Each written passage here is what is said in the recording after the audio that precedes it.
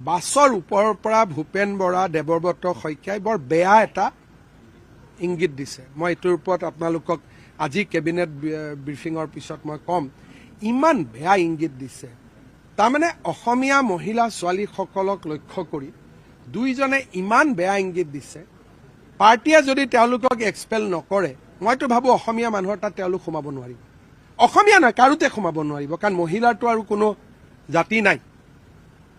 ইমান আপোনালোক টিভিসকলে এইটো দেখুওৱা নাই। আজি দিল্লীৰ পৰা মোক কাটিংটো পঠাই দিছে এজন সাধাৰণ মানুহে, যে আছাম মে এছে ভি হোতে।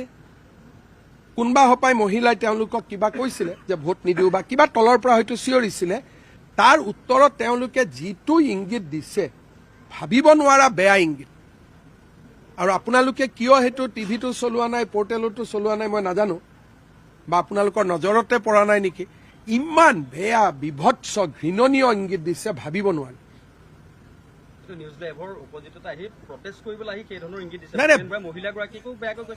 মহিলাগৰাকীয়ে কিবা কৈছে, আৰু যিটো ইংগিত, এইটো মানে মইতো কল্পনাও কৰিব নোৱাৰো যে লিডাৰ অফ অপজিশ্যন, দলৰ প্ৰাক্তন সভাপতি এগৰাকী, তাৰ আকৌ ওপৰত মীৰা বৰঠাকুৰ বহি আছে, লগত আছে। ইমান বেয়া, মানে ইমান তলত গৈছে, ভাবিবই নোৱাৰি।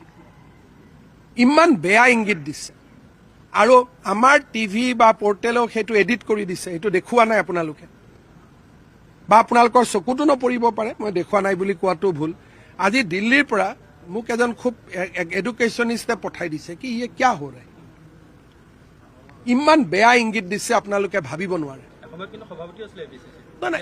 চাওক, মোৰ ব্যক্তিগত কথা একো নাই, কিন্তু তেওঁলোকৰ মানসিকতাটো ইমান বেয়া নেকি? মানসিকতাৰ এই মানুহেতো মহিলা কল্যাণ মন্ত্ৰী হ'ব, সমাজ কল্যাণ মন্ত্ৰী হ'ব, মুখ্যমন্ত্ৰী হ'ব সপোন দেখি আছে। আৰু ইমান মানে অকল বেয়া নহয়, কেতিয়াবা এনেকে কিবা কৈ দিলে, কোনোবা মহিলাই কিবা কৈছে, বুঢ়াঙুলিটোকে দেখুৱাই দিলো, ফাইন।